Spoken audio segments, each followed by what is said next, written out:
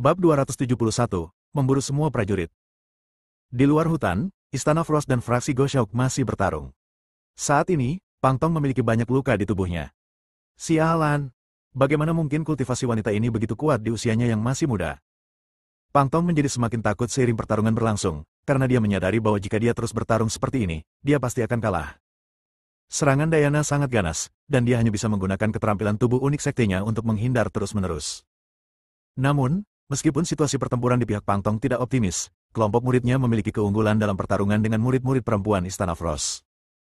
Di antara prajurit biasa, penekanan tingkat kultivasi akan memiliki keuntungan yang jelas. Ini pula yang menjadi alasan mengapa pengikut Sekte Goshaok mampu unggul. Menghadapi para pengikut Istana Frost yang mulai kehilangan pijakan, para pengikut Sekte Goshaok semakin bersemangat seiring berjalannya pertarungan, mata mereka berbinar-binar. Menurut apa yang dikatakan Pang Tong sebelumnya, mereka akan mengalahkan Istana Es di sini dan kemudian mereka dapat melakukan apapun yang mereka inginkan. Ada begitu banyak wanita, terutama Livia yang seperti bidadari, siapa yang tidak ingin memilikinya? Di sisi lain murid-murid Istana Frost, Livia tampak pucat dan kesulitan berhadapan dengan murid-murid Sekte Changying di depannya. Kemampuan bertarungnya sesungguhnya memang lebih kuat dari semua orang yang hadir. Namun dia harus mengurus begitu banyak saudari senior dan junior di waktu yang sama, tidak mungkin baginya untuk mengurusi itu semua. Tuan, Livia tidak dapat menahannya lagi dan menatap Diana dari kejauhan. Hati Diana hancur. Dia sudah menduga situasinya akan seperti ini. Masih ada kesenjangan kekuatan di antara para pengikut di kedua belah pihak. Oleh karena itu, dia menyerang Pang Tong dengan sangat ganas, ingin mengalahkan Pang Tong dengan cepat dan menyelamatkan muridnya. Namun Pang Tong terlalu sulit untuk dihadapi. Gerakan tubuh yang digunakannya sulit dipahami, dan mustahil bagi Diana untuk mengalahkannya sepenuhnya dalam waktu singkat. Tetapi jika Diana meluangkan waktu untuk membantu murid-muridnya, dia akan disergap oleh Pang Tong lagi. Pang Tong, kamu tahu betul bahwa jika kamu terus seperti ini, kedua belah pihak akan menderita. Diana memandang Pang Tong dan berkata dengan dingin. Pang Tong tersenyum bercanda, melirik murid-murid dari kedua belah pihak yang bertarung di belakang, dan berkata, Tuan Istana Su, kekuatanmu memang lebih kuat dari yang aku duga, tapi selama aku tidak mau, kamu tidak akan pernah bisa mengalahkanku. Dan murid-murid kesayanganmu akan segera mendapat masalah, hahaha. Pang Tong berkata demikian sambil tertawa terbahak-bahak ke arah langit. Wajah Diana sedingin es, dan dia memancarkan aura yang bahkan lebih kuat. Rekan-rekan Taois yang masih berada di lembah abadi yang jatuh, saya Liu Mo dari Sekte Angin Patah. Sekarang, saya punya sesuatu yang sangat penting untuk diberitahukan kepada kalian.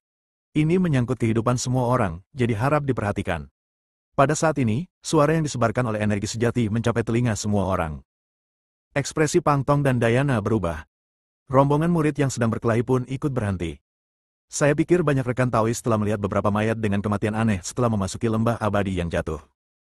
Baru saja, kami sedang berbicara dengan tetua Takeda dari Tongsuanmen, tetapi dia tiba-tiba meninggal di depan kami. Jelas, ada yang ingin membunuh kita semua dengan cara seperti ini. Karena itu, kita harus bersatu untuk mencegah mereka mengambil tindakan dengan mudah, lalu bekerja sama untuk menemukan cara agar bisa meninggalkan tempat ini. Setelah pihak lain melaporkan lokasi, suara itu menghilang. Diana tampak serius. Menurut spekulasi Fang Yu sebelumnya, masalah ini pasti ada hubungannya dengan gerbang bintang surgawi. Tetapi tampaknya situasinya semakin memburuk, dan semakin banyak orang meninggal. Siapapun yang tinggal di lembah abadi yang jatuh lebih lama lagi mungkin akan berada dalam bahaya. Diana melirik murid-murid di belakangnya dan membuat keputusan dalam hatinya. Harus pergi berkumpul. Dia tahu bahwa tidak akan ada masalah dengan Fang Yu, dan apa yang harus dilakukan sekarang adalah melindungi dirinya dan murid-muridnya. Wajah Pang Tong juga berubah setelah mendengar transmisi Qi Liu Mo. Dia pernah melihat mayat serupa di jalan, tetapi saat itu dia mengira orang-orang itu dibunuh oleh monster. Tetapi sekarang tampaknya hal itu tidak lagi terjadi. Kita harus berkumpul bersama. Akan jauh lebih aman jika kita semua berkumpul. Pang Tong segera mengurungkan niatnya untuk menyerang Istana Frost. Setiap saat, hidup adalah yang terpenting. Semua murid, dengarkan. Ikuti aku segera dan masuk lebih dalam ke bagian depan. Pang Tong berbalik dan memerintahkan para murid di belakang. Transmisi Qi Liu Mo segera berlaku. Sekitar selusin tim sekte yang masih hidup semuanya bergegas ke lokasi Liu Mo dengan kecepatan yang sangat cepat. Dalam waktu kurang dari setengah jam, 16 tim sekte yang tersisa berkumpul di sini. Liu Mo berdiri di tengah, melihat ke sekeliling para prajurit di sekitarnya, dan berkata, mari kita coba panggil orang-orang dari Sekte Bintang Surgawi terlebih dahulu dan tanyakan kepada mereka apa yang sedang terjadi. Orang-orang mereka bahkan belum memasuki lembah abadi yang jatuh. Apa yang harus kita lakukan? Seseorang bertanya. Mari kita semua menggunakan Qi untuk menyampaikan pesan kita. Mereka pasti bisa mendengarnya, kata Liu Mo.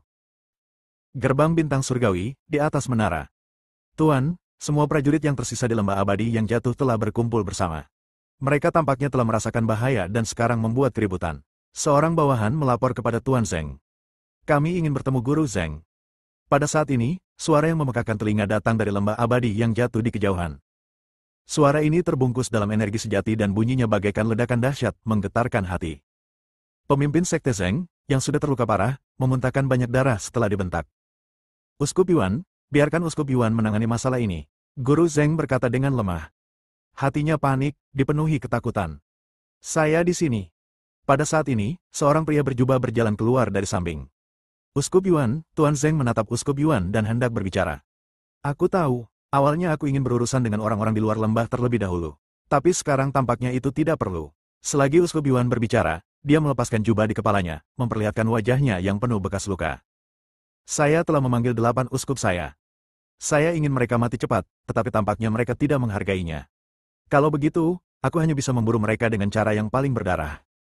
Uskup Yuan berkata dengan suara dingin dan tatapan haus darah.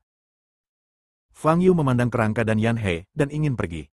Dia telah mendapatkan apa yang diinginkannya, dan sekarang dia harus kembali untuk menemukan Diana. Namun saat dia hendak pergi, dia dihentikan.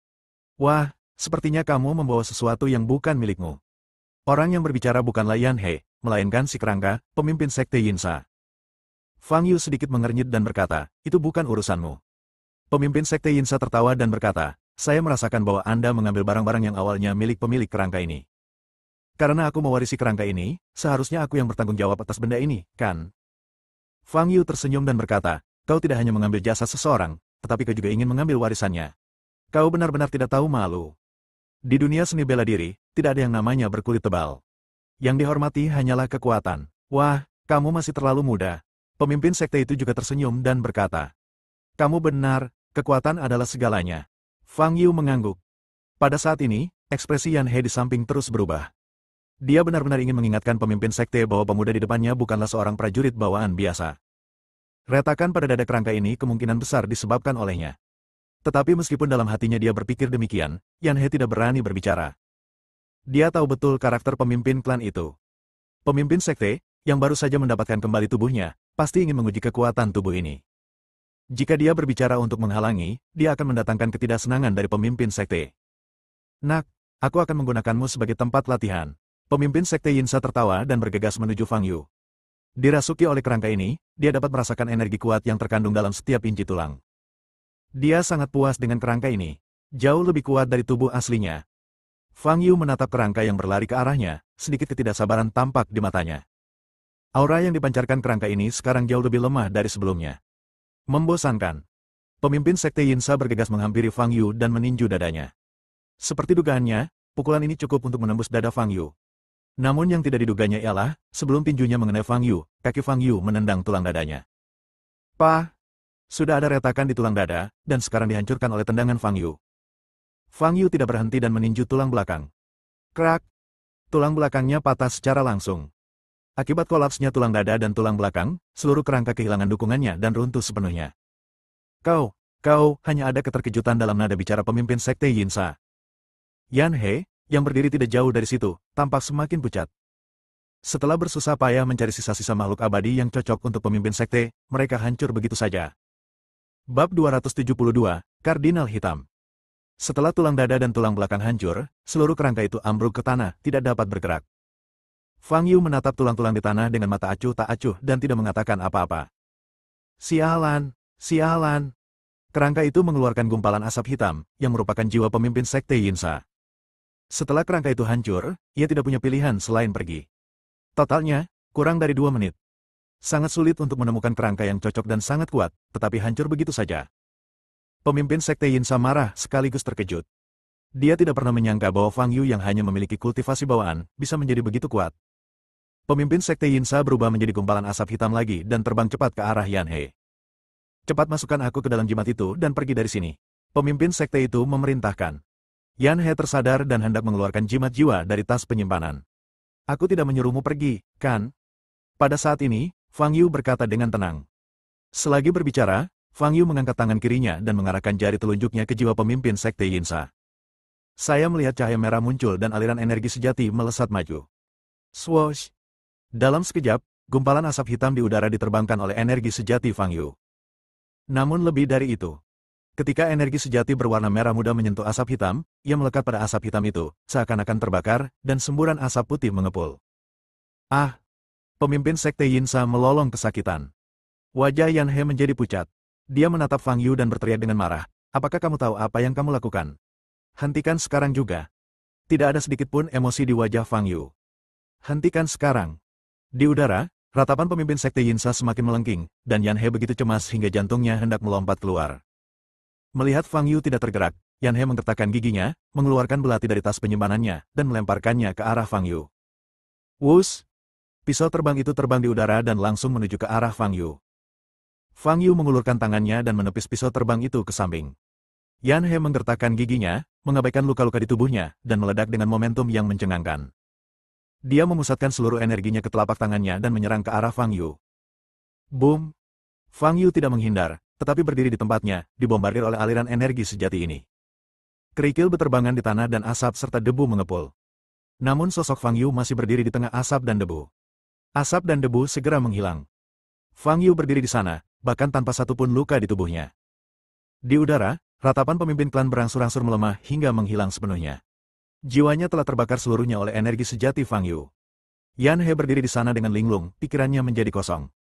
Untuk waktu yang lama, seluruh Sekte Yinsa hanya memiliki satu misi, yaitu menemukan tubuh yang cocok untuk pemimpin sekte yang tubuh fisiknya telah hancur.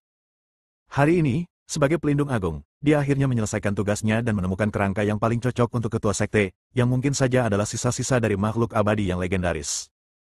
Namun kebahagiaannya tidak bertahan lama, semuanya hancur lagi. Kerangkanya hancur dan jiwa pemimpinnya musnah. Semua ini terjadi hanya dalam 2 menit. Bahkan tidak ada kemungkinan pembalikan. Semuanya sudah berakhir. Yan He menatap Fang Yu, selain keterkejutan, ada kebencian tak berujung di matanya.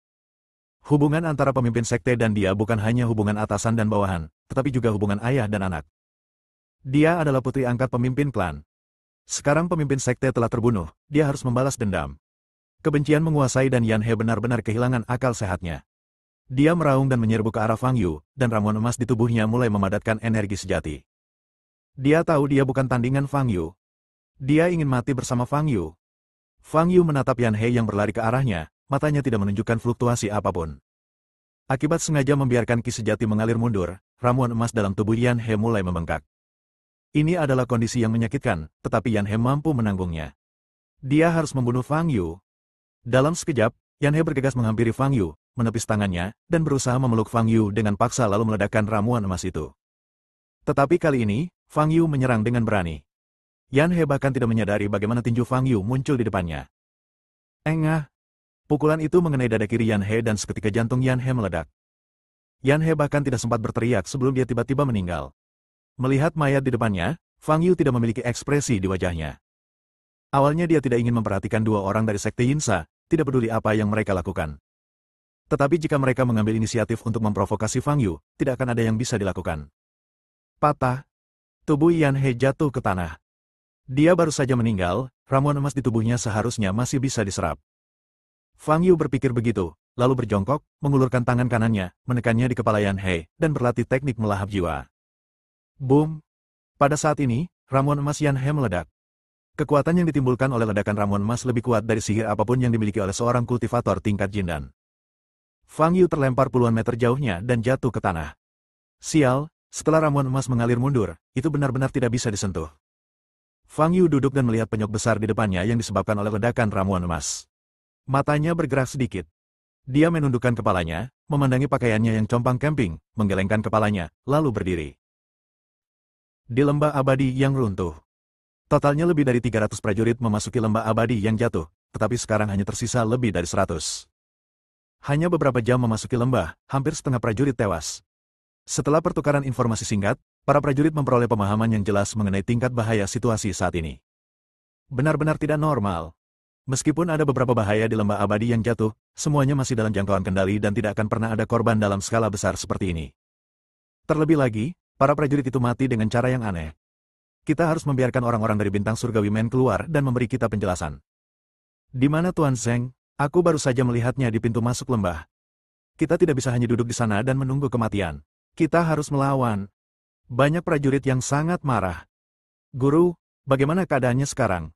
Seorang murid perempuan maju dan bertanya pada Diana.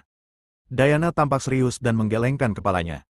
Dia hanya tahu satu hal, bahayanya masih ada. Sekarang pihak lain sudah melakukan hal ini, tidak mungkin mereka akan menyerah begitu saja. Mereka pasti akan terus melakukannya. Bukankah Fang Yu mengatakan akan bertanya kepada orang-orang dari gerbang bintang surgawi tentang situasi ini? Mengapa dia belum kembali? Apakah dia pergi sendirian? Livia melangkah maju dan mengeluh dengan ketidakpuasan. Diana sedikit mengernyit. Fang Yu telah pergi lebih dari 1 jam dan masih belum ada kabar. Apakah Anda dalam masalah?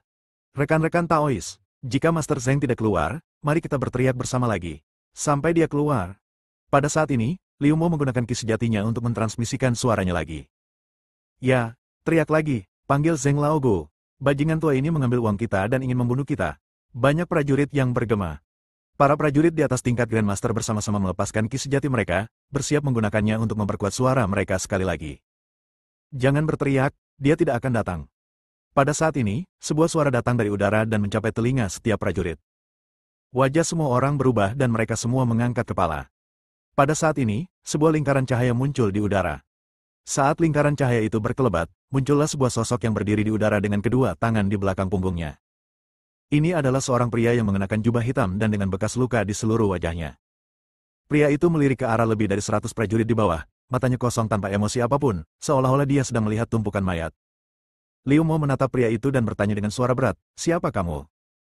"Sekte Wusen, Kardinal berbaju hitam, Yuan Shaoqin." Pria itu menjawab dengan dingin. "Kultus Wusen." Ketika mendengar nama ini, wajah Liu Mo berubah.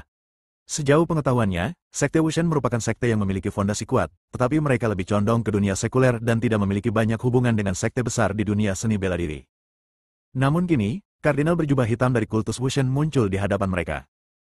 Apa artinya ini? Mungkinkah itu? Memikirkan orang-orang yang meninggal secara aneh sebelumnya, Liu Mo terkejut. Orang-orang dari Sekte Bintang Surgawi seharusnya tidak menguasai teknik seperti itu. Namun hal ini belum tentu berlaku pada Kultus Wusen. Liu Mo menatap Yuan Shaoqin di udara dengan tatapan tegas di matanya dan hendak menanyakan sesuatu. "Kau benar, hari ini, semua prajurit yang memasuki lembah abadi yang jatuh harus mati." Nada bicara Yuan Shaoqin tenang, seolah-olah dia sedang berbicara tentang sesuatu yang pasti terjadi tetapi tidak penting. Tetapi setelah mendengar kata-kata itu, wajah para prajurit di bawah berubah. "Bajingan, bagaimana kau bisa membunuh begitu banyak dari kami? Apakah kau punya kekuatan untuk melakukannya?" "Itu memang sudah direncanakan. Untung saja kita mengetahuinya lebih awal dan berkumpul bersama, kalau tidak kita bisa dikalahkan satu persatu. Kita bunuh Yuan Shaoqin dulu." Sebagian besar prajurit murka dan mengumpat dengan keras. Senyum yang sangat jelek muncul di wajah jelek Yuan Shaoqin yang penuh bekas luka. Bab 273, Binatang Suci dari Kultus Wusen. Apakah Anda mengira bahwa dengan berkumpul bersama Anda dapat terhindar dari kematian? Yuan Shaoqin tersenyum dan menggelengkan kepalanya, sambil berkata, "Tidak perlu berjuang. Sejak saat kau melangkah ke lembah abadi yang jatuh, kematianmu sudah pasti, dan tak seorang pun dapat lolos." Sambil berbicara, Yuan Shaoqin membuka tangannya. Di belakangnya, lingkaran cahaya muncul satu demi satu, totalnya 8. Kemudian, 8 sosok mengenakan jubah dan mantel ungu muncul dan berdiri di belakang Yuan Shaoqin. Kedelapan orang yang muncul semuanya memancarkan aura yang menakutkan. Kedelapan orang ini semuanya adalah pejuang tangguh di ranah marsial honor. Setelah kedelapan orang ini muncul, hati para prajurit di bawah pun ikut tenggelam. Mereka awalnya mengira lawannya hanya Yuan Shaoqin, tetapi tak disangka, muncul 8 jagoan bela diri. Di antara begitu banyak prajurit yang hadir, hanya 6 yang dapat mencapai alam kehormatan bela diri. 6 orang ini adalah pemimpin dari 6 sekte. Selain 6 master di alam kehormatan bela diri, ada 8 prajurit tingkat tua di alam Grandmaster. Adapun 100 orang pendekar lainnya, mereka semua adalah pengikut sekte tersebut. Yang tertinggi tingkat kultivasinya hanya setengah langkah Grandmaster, dan yang terendah hanya tingkat bawahan ke-6. Dalam dunia seni bela diri, kecuali bagi segelintir pelaku kejahatan, perbedaan wilayah seringkali dapat menentukan hasil pertarungan. Jumlah prajurit seringkali merupakan hal yang paling tidak berarti. Seekor semut dapat dengan mudah terinjak hingga mati, dan sekelompok semut juga dapat dengan mudah terinjak hingga mati. Pihak lain memiliki 8 prajurit kuat di alam kehormatan bela diri, dan ada juga kardinal berjubah hitam Yuan Shaoqin yang tingkat kultivasinya tidak diketahui. Di antara lebih dari 100 prajurit di bawah, hanya 14 dari mereka yang benar-benar mampu bertarung. Liu Mo dan yang lainnya tampak serius dan hati mereka hancur. Melihat perubahan di wajah para prajurit, Yuan Shaoqin tertawa dan berkata, "Jangan khawatir, mereka tidak akan melakukannya sendiri. Aku hanya ingin mereka memanggil binatang suciku untuk bermain denganmu." Selagi berbicara, Yuan Shaoqin menoleh dan melirik 8 pria di belakangnya, memberi isyarat agar mereka mengambil tindakan. 8 pria berjubah ungu segera bergerak dan mendarat di tanah datar. Kedelapan orang itu berdiri di 8 sudut, berjarak sekitar puluhan meter. Mereka serentak mengulurkan tangan dan membuat segel tangan yang rumit sambil melantunkan mantra-mantra. Ada aura mematikan yang terpancar dari mereka. Apa yang ingin mereka lakukan? Para prajurit tampak terkejut saat melihat 8 pria berjubah ungu di kejauhan. Pada saat ini, seberkas cahaya merah muncul di bawah kaki 8 pria berjubah ungu. Sinar cahaya merah ini melesat lurus ke depan dan menyambung dengan cahaya merah yang dipancarkan dari sisi berlawanan. Satu demi satu sinar cahaya. Pada saat ini, jika Anda melihat ke bawah dari langit, Anda dapat melihat dengan jelas bahwa lampu merah yang dipancarkan dari kaki 8 pria berjubah ungu saling bersilangan, membentuk susunan sihir yang sangat rumit. Setelah lebih dari 10 detik, tanah tiba-tiba berguncang. Aura yang menyesakkan dan menakutkan terpancar dari tanah di bawah kaki pria berjubah ungu itu. Pada saat yang sama, hal itu disertai dengan ledakan kebisingan. 8 pria berjubah ungu itu menangkupkan tangan mereka dan melangkah mundur. Namun, lingkaran sihir yang terbentuk oleh cahaya merah tetap berada di tanah. Boom! Terdengar suara gemuruh. Tanah bergetar makin hebat. Para prajurit itu menatap tanah di depan mereka dengan mata terbuka lebar. Boom! Pada saat ini, tanah tiba-tiba meledak. Cakar hitam murni terentang dari tanah. Aura mengerikan menyelimuti seluruh dunia. Wajah para pendekar menjadi pucat, dan beberapa pengikut sekte yang tingkat kultivasinya rendah dan kurang berani bahkan merasakan kaki mereka lemas dan mereka terjatuh ke tanah. Boom! Cakar hitam terjulur dari bawah tanah lagi. Jari-jari kedua cakar hitam ini setidaknya 2 atau 3 meter. Jarang berukuran besar. Boom! Suara keras itu terus berlanjut dan tanah di depannya tampak runtuh. Dan sosok besar perlahan muncul di mata para prajurit. Monster macam apa ini? Bahkan pimpinan alam kehormatan bela diri pun sangat terkejut hingga tidak dapat berkata apa-apa. Di depan mata mereka, monster setinggi lebih dari 10 meter muncul. Warnanya benar-benar hitam, memiliki 4 anggota badan, dan penampilan keseluruhannya menyerupai serigala raksasa. Namun yang lebih mengerikan, di bagian depan tubuhnya terdapat kepala yang menyerupai serigala, namun di belakang tubuhnya terdapat kepala lain. Di tempat yang seharusnya ada ekor, di situ ada kepala ular piton. Tubuh ular piton itu juga memanjang dari belakang, dan panjangnya lebih dari 10 meter. Secara umum, ini adalah monster dengan bagian depan serigala raksasa dan bagian belakang ular piton raksasa. Mata di kedua kepala itu bersinar dengan cahaya merah darah yang mengerikan. Selain itu, monster ini memancarkan aura mematikan. Sejak kemunculannya, udara dipenuhi bau busuk yang membuat orang-orang merasa sakit. Ini adalah binatang suci agama saya. Pengorbanan darah lebih dari 300 orang hari ini didedikasikan untuknya. Yuan Shaoqin menatap monster yang berdiri di tanah, dengan kekaguman dan kesucian di matanya. Karena kalian semua sudah berkumpul di sini, aku tidak perlu mengaktifkan formasi pengorbanan darah untuk mengekstraksi jiwa darah kalian. Binatang suci itu sudah lama terdiam. Sudah waktunya untuk membiarkannya keluar dan bergerak, lalu membunuh kalian semua saat dia melakukannya. Yuan Shaoqin berkata dengan mata haus darah. Saat dia berbicara, kepala serigala monster itu tiba-tiba terangkat dan menatap lebih dari 100 prajurit. Ketika para prajurit bertemu pandang dengan monster itu, mereka merasakan jantung mereka tiba-tiba menegang. Semua orang yang hadir terkejut. Rekan-rekan Taois, tetaplah fokus. Kita harus bersatu untuk membunuh monster ini. Jika tidak, akibatnya akan mengerikan. Liu Mo adalah orang pertama yang sadar dan berteriak. Para prajurit dengan tingkat kultivasi yang lebih tinggi terbangun oleh kata-kata Liu Mo. Namun, melihat monster besar di depan mereka, mereka masih merasa sedikit gelisah. Yang ada di hadapanku bukanlah binatang buas, bahkan monster pun bukan. Ini benar-benar monster. Monster yang tumbuh lebih kuat dengan melahap darah dan jiwa manusia. Boom! Pada saat ini, monster itu tiba-tiba bergerak dan menyerbu ke arah lebih dari 100 prajurit di depannya. Ia mencium aroma darah dan jiwa, dan ada cahaya haus darah di matanya. Semua murid, mundurlah sejauh mungkin. Grandmaster setengah langkah harus menjaga murid-murid dengan basis kultivasi yang lebih rendah. Liu Mo meraung dengan energi sejatinya dan menyerbu ke arah monster yang menyerbu ke depan. Lebih dari 100 pengikut sekte dengan tingkat kultivasi rendah berteriak dan mundur. Liu Mo memegang pedang panjang di tangannya, energi sejatinya terkumpul, cahaya hijau menyala, dan dia menebas ke depan. Energi pedang seperti bulan terbang ke arah monster itu. Retakan. Energi pedang langsung mengenai kepala monster itu, tetapi hanya mengeluarkan suara teredam. Monster itu tidak melambat sama sekali. Hanya dalam beberapa langkah, ia bergegas di depan Liu Mo dan membuka mulutnya yang berdarah. Wajah Liu Mo sedikit berubah, dan dia mengaktifkan keterampilan tubuhnya dan segera mundur. Teknik pedang guntur. Sambil mundur, Liu Mo mengangkat pedang di tangannya. Retakan. Petir muncul pada bilah pedang panjang itu. Liu Mo mencengkeram gagang pedang dengan kedua tangan dan menebasnya ke depan. Guntur berkekuatan tinggi muncul di udara dan menghantam kepala monster itu. Boom! Kekuatan guntur menyambar kepala monster itu, tetapi tidak menimbulkan kerusakan lain kecuali suara. Ah! Monster itu meraung, mempercepat langkahnya, dan menyerbu ke arah Liu Mo. Kecepatannya tiba-tiba meningkat ke tingkat lain. Wajah Liu Mo menjadi pucat, dan dia segera menggunakan keterampilan tubuhnya untuk menghindar sebelum monster itu menutup mulutnya. Boom! Pada saat ini, semua guru besar bela diri dan guru besar lainnya ikut bertindak. Semua orang menggunakan kartu truf mereka, mencoba menyingkirkan monster di depan mereka secepat mungkin. Monster, mati! Shen Tianhe berteriak keras dan melancarkan serangan dengan kedua tangannya. Seberkas cahaya putih berisi kekuatan dahsyat melesat ke arah kepala monster itu. Monster itu membuka mulutnya yang berdarah. Kemudian, keberadaan gelap seperti pintu masuk gua muncul di depan mulut besarnya. Gelombang energi yang diledakkan Shen Tianhe langsung tenggelam ke dalam lubang hitam dan menghilang tanpa mengeluarkan suara. Monster ini benar-benar bisa menggunakan sihir. Semua prajurit yang hadir tercengang. Tepat pada saat ini. Boom! Seberkas cahaya putih tiba-tiba keluar dari lubang hitam dan menghantam Shen Tianhe.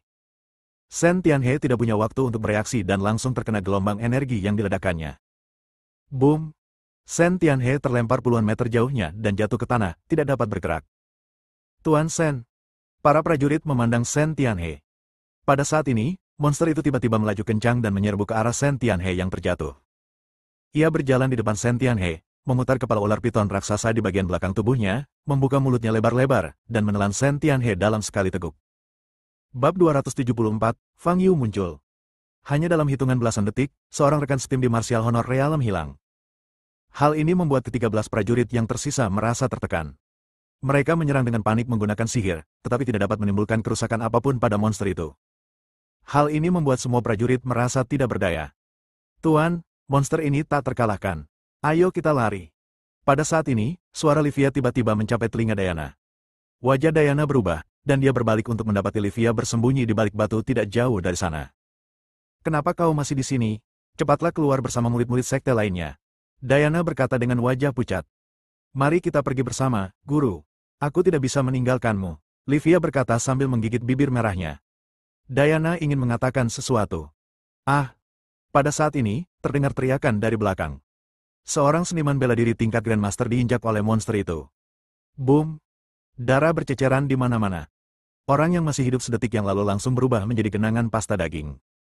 Monster itu memutar kepala ular piton itu lagi, menundukkan kepalanya, menjulurkan lidahnya yang sangat panjang, dan menggulingkan mayat yang mengerikan itu ke dalam mulutnya. Monster, aku ingin kau mati. Seorang guru bela diri berteriak dan menyerang monster itu lagi. Pada saat ini, bagian belakang monster itu, yaitu ular piton raksasa, tiba-tiba terangkat.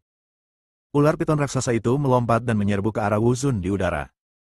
Wajah sang jagoan bela diri menjadi pucat, dia bahkan tidak sempat menghindar sebelum ditelan oleh ular piton raksasa itu. Melihat teman-temannya mati satu demi satu, sekuat apapun kondisi mentalnya, dia tidak akan sanggup menanggungnya. Monster ini bukanlah sesuatu yang dapat mereka lawan. Mereka hanya bisa lari. Jika kita terus bertarung, kita hanya akan mati. Para prajurit yang tersisa hancur. Bahkan Liu Mo pun panik saat ini. Dia tidak tahu apa yang harus dilakukan selanjutnya. Tetapi monster itu tidak menghentikan aksinya. Dalam sekejap mata, ia menangkap tuan lainnya dengan cakarnya. Selamatkan aku, selamatkan aku. Wajah sang guru dipenuhi kengerian saat dia berteriak lemah. Namun detik berikutnya, ia dimasukkan ke dalam mulut ular piton raksasa itu. Berlari. Seorang master bela diri tidak dapat menahannya lagi, lalu berbalik dan lari. Prajurit lain yang hadir juga melarikan diri. Wajah cantik Diana berubah pucat. Dia maju 2 langkah, mengangkat Livia dengan tangannya, dan berjalan mundur. Hanya dalam beberapa menit, lebih dari 100 prajurit dikalahkan dan melarikan diri. Yuan Shaoqin yang berada di udara menatap ke arah kerumunan yang berlarian dengan panik di bawah, lalu tertawa sinis ke arah langit. Begitulah manusia. Mereka tidak pernah tahu betapa tidak berartinya mereka. Setelah Yuan Shaoqin selesai tertawa, dia melihat monster-monster di tanah dan berkata, jangan main-main lagi. Sudah waktunya untuk memburu mereka semua. Darah dan jiwa begitu banyak orang sudah cukup untuk mengisi kembali energimu. Monster itu tampaknya mengerti kata-kata Yuan Shaoqin. Ia mendongak ke arah Yuan Shaoqin lalu mengusap-usap kakinya. Wus! Detik berikutnya, monster itu melesat bagaikan anak panah. Dalam sekejap, ia menyusul kerumunan yang melarikan diri. Ah! Monster itu melolong dan menghantamkan cakarnya ke depan. Teriakan dan tangisan terdengar di kerumunan. Semua orang berlarian dengan putus asa, tidak ada seorang pun yang ingin menjadi santapan monster ini. Namun, monster itu berada di tengah kerumunan bagaikan daun-daun gugur yang tersapu angin musim gugur. Dengan satu sapuan cakarnya, banyak pengikut sekte dengan kultivasi rendah ditampar. Satu demi satu, orang-orang ditelan oleh monster itu. Para pemimpin dan tetua sekte itu hanya bisa menyaksikan pengikutnya dibantai, tidak dapat berbuat apa-apa dan merasakan kesakitan yang teramat sangat. Diana setengah memeluk Livia dan bergegas keluar. Tetapi pada saat ini, dia tiba-tiba melihat seorang murid perempuan terjatuh ke tanah. Monster itu mengangkat cakarnya dan hendak melangkah turun. Murid perempuan itu begitu ketakutan hingga dia duduk di tanah dengan air mata mengalir dari sudut matanya. Diana menggertakkan giginya dan melambaikan tangannya ke depan. Semburan energi sejati meledak, menghempaskan sang murid. Hal ini juga menyebabkan monster itu kehilangan langkahnya. Tepat ketika Diana menghela napas lega, monster itu tiba-tiba menoleh dan menatap Diana. Ia telah mengarahkan pandangannya pada Diana. Monster itu membuka mulutnya, meraung, dan menyerbu ke arah Diana. Wajah Diana menjadi pucat, dan dia pertama-tama menggunakan ki sejatinya untuk mendorong Livia menjauh. "Guru!" Livia berteriak. Diana terbang ke udara, mencoba menambah jarak dan menghindari serangan monster itu. Namun, monster itu melenturkan anggota tubuhnya dan melompat ke atas. Tanah diinjak-injak hingga menjadi cekungan, tetapi tubuh besar monster itu mampu bergerak dengan kecepatan yang sangat cepat. Di udara, bagian belakang tubuh ular piton monster itu berayun ke arah Diana. Diana tidak dapat menghindar dan terkena pukulan langsung, lalu terjatuh. Boom! Diana terjatuh ke tanah dengan darah mengalir dari sudut mulutnya. Monster itu jatuh dari langit dan mendarat di depan Diana. Mula-mula ia menatap Diana, lalu membuka mulutnya lebar-lebar. "Guru!" Mata indah Livia terbuka lebar, dipenuhi air mata. Ketika banyak prajurit melihat pemandangan ini, sedikit rasa kasihan terpancar di mata mereka. Tetapi sekarang, semua orang berpikir untuk melarikan diri dan tidak ada seorang pun yang peduli pada Diana. Pang Tong yang sedang melesat di udara menatap Diana dengan tatapan mengejek. "Kau masih berpikir untuk melindungi murid-muridmu di saat kritis ini? Kau sedang mencari kematian." Diana menatap monster yang begitu dekat dengannya, dengan tatapan ngeri, tetapi hatinya tenang. Rasanya seperti setiap tulang di tubuhnya hancur, dan dia tidak bisa bergerak sama sekali. Saat ini, dia merasa lega. Ini jalan buntu, tidak ada gunanya berjuang lagi. Diana menutup matanya. Pada saat ini, sosok merah muncul tepat di atas monster itu. Cahaya merah ini jatuh dari langit dan mendarat di depan mulut monster yang berdarah itu dalam sekejap. "Itu Fang Yu. Kakak Yu." Menatap punggung Fang Yu yang berdiri di depannya, mata Diana berkedip dan berbinar. Makhluk bawah tanah lainnya, Fang Yu menatap monster di depannya dengan mata dingin. Kemunculannya juga mengejutkan prajurit lain yang hadir. Siapa orang ini? Beraninya dia muncul tepat di depan monster itu. Apakah Anda masih berpikir untuk menjadi pahlawan dan menyelamatkan keindahan di saat seperti ini? Bukankah ini sama saja mencari kematian? Banyak prajurit yang lari sambil melihat kembali ke tempat Fang Yu berada. Yuan Shaoqin menatap Fang Yu dari kejauhan dan sedikit mengernyit. Namun senyum sinis segera muncul di wajahnya. Di hadapan binatang suci itu, tidak peduli siapa Anda, hanya ada satu jalan keluar, yaitu kematian. Kemunculan Fang Yu yang tiba-tiba membuat monster itu tertegun sejenak. Namun ia segera sadar kembali, lalu membuka mulutnya lebar-lebar, mencoba menelan Fang Yu yang datang ke pintunya. Sosok Fang Yu melintas dan menghilang dari posisi semula dalam sekejap. Ia muncul lagi, di atas kepala monster itu. Secara umum, makhluk bawah tanah lebih tahan terhadap serangan. Biar saya coba. Mata Fang Yu bersinar merah, dan dia menempelkan kedua telapak tangannya dan menghancurkan kepala monster itu dengan keras. Boom! Ledakan keras. Seluruh monster, bersama dengan tanah, tenggelam. Asap dan debu mengepul, disertai guntur dan gemuruh. Mereka yang melihat kejadian ini terbelalak lebar, hanya ada keterkejutan di mata mereka. Apa yang sedang terjadi? Sebelum mereka sempat sadar, sosok Fang Yu di udara jatuh. Monster itu tampak sedikit pusing setelah terkena pukulan Fang Yu, dan tidak bereaksi untuk beberapa saat. Fang Yu langsung jatuh dan menginjak kepala serigala itu. Boom! Tanah di dekatnya bergetar hebat. Boom! Boom! Boom! Lalu, ledakan suara keras pun terdengar. Tanah di dekatnya berantakan. Dan Fang Yu telah menghancurkan monster itu puluhan meter di bawah tanah. Tetapi, itu memang seperti yang dipikirkannya. Makhluk bawah tanah memang sangat tahan banting. Fang Yu meninju dan menendang monster itu beberapa kali, tetapi kepala monster itu tidak tembus. Kekuatan fisik ini hampir sama dengan paus penelan langit. Sepertinya kita perlu meningkatkan kekuatan kita. Fang Yu berpikir begitu, mengepalkan tangan kanannya, dan mengumpulkan bola energi sejati di tangan kanannya, ingin menghancurkan kepala serigala monster itu lagi. Tetapi pada saat ini, monster itu tampaknya mulai sadar. Ular piton raksasa di bagian belakangnya tiba-tiba berbalik dan mencoba menyerang Fang Yu secara diam-diam. Fang Yu bereaksi lebih cepat. Dia menendangkan kakinya dan melompat ke udara, menghindari guncangan kepala ular piton raksasa itu. Lalu dia mendarat di atas kepala ular piton itu lagi. Ular piton raksasa itu menggelengkan kepalanya dengan panik, mencoba melepaskan diri dari Fang Yu. Namun Fang Yu menggunakan ki sejatinya untuk menyerap kepalanya dan berdiri tegak.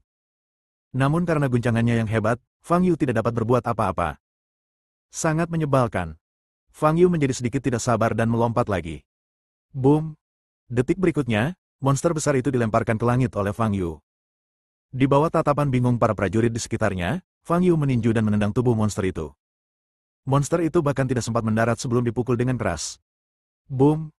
Fang Yu memukul monster itu dengan keras lagi, menyebabkannya jatuh dengan keras ke tanah. Boom! Monster itu jatuh ke tanah yang tenggelam lagi dan tidak bergerak. Para prajurit yang awalnya ingin melarikan diri berhenti pada saat ini. Mata semua orang terfokus pada sosok yang melayang di udara, dengan energi merah samar memancar dari tubuhnya. Bab 275, Tinju Jatuh dari Langit. Sungguh mengejutkan. Monster ini adalah eksistensi yang tak tertahankan bagi setiap orang yang hadir. Tetapi pemuda yang tiba-tiba muncul itu menghajar monster itu dengan dahsyat. Sulit untuk membayangkan kekuatan manusia yang mampu melemparkan monster sebesar itu dari tanah ke langit, lalu membantingnya kembali ke tanah dari langit. Melihat Fang Yu di udara, mata semua orang terbelalak karena tidak percaya. Yuan Shaoqin yang berada di kejauhan juga menatap sosok Fang Yu. Wajahnya tampak sedikit muram. Dia tidak menyangka binatang suci itu akan dipukuli begitu hebat oleh Fang Yu. Di hadapan binatang suci, semua manusia hanyalah semut. Tidak peduli apakah Anda seorang Grandmaster atau Martial Lord, Anda tidak dapat lolos dari tendangan binatang suci. Mungkinkah anak laki-laki ini adalah Fang Yu yang disebutkan oleh pemimpin sekte Zheng sebelumnya? Yuan Shaoqin menatap Fang Yu lekat-lekat, dengan cahaya dingin melintas di matanya. Pada saat ini, Fang Yu tiba-tiba menoleh dan menatapnya. Meski keduanya terpisah ratusan meter, mata mereka bertemu di udara. Fang Yu menatap wajah Yuan Shaoqin yang penuh bekas luka dan sedikit mengernyit. Orang ini sangat jelek. Fang Yu memperhatikan 8 pria berjubah ungu yang berdiri di belakang pria itu dan matanya bergerak sedikit. 8 biksu tahap Jindan. Nak, siapa namamu? Yuan Shaoqin bertanya. Meskipun dia jauh, suaranya terdengar jelas oleh Fang Yu. Fang Yu, bagaimana denganmu? Fang Yu bertanya. Saya Yuan Shaoqin, kardinal berjubah hitam dari Sekte Wushen. Nada bicara Yuan Shaoqin mengandung rasa bangga. Statusnya di Wushen Cult adalah salah satu yang paling penting. Kultus Wushen. Fang Yu mengangkat alisnya, memikirkan pria dan wanita parubaya yang ditemuinya saat makan malam bersama Jerome. Apakah kau pernah mendengar tentang kultus Wushen? Yuan Shaoqin bertanya setelah melihat reaksi Fang Yu. Baiklah, saya juga menghancurkan salah satu gereja cabang Anda. Fang Yu mengangguk dan menjawab. Mata Yuan Shaoqin tiba-tiba berubah dingin. Menurutnya, tindakan Fang Yu merupakan provokasi yang terang-terangan. Kau memang jauh lebih kuat dari prajurit lain yang hadir, tapi sayangnya, kau tetap tidak bisa mengubah hasilnya. Yuan Shaoqin berkata dengan dingin. Benar-benar, Fang Yu bertanya balik. Tentu saja, apakah menurutmu binatang suci sekteku akan dikalahkan olehmu dengan mudah? Semakin kau melawan, semakin ia akan merangsang nafsu haus darahnya. Awalnya, ia hanya memperlakukanmu sebagai mainan. Yuan Shaoqin menyeringai, nadanya muram. Fang Yu mengerutkan kening dan berkata, ini kebiasaanmu yang sangat buruk. Yuan Shaoqin tercengang. Karena kamu tahu kamu jelek, sebaiknya kamu kurangi senyummu. Akan lebih baik lagi jika kamu bisa menutupi wajah. Akan lebih baik lagi jika kamu bisa menutupi wajahmu sebelum keluar, kata Fang Yu. Ekspresi Yuan Shaoqin menjadi semakin jelek, dan matanya dipenuhi dengan niat membunuh. Dia paling benci jika orang-orang mengolok-olok penampilannya. Fang Yu, aku bersumpah, kau akan mati dengan cara yang mengerikan hari ini.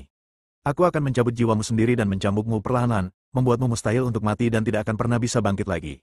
Yuan Shaoqin meraung. Bisakah kamu marah hanya dengan satu kata saja? Kualitas psikologismu terlalu buruk.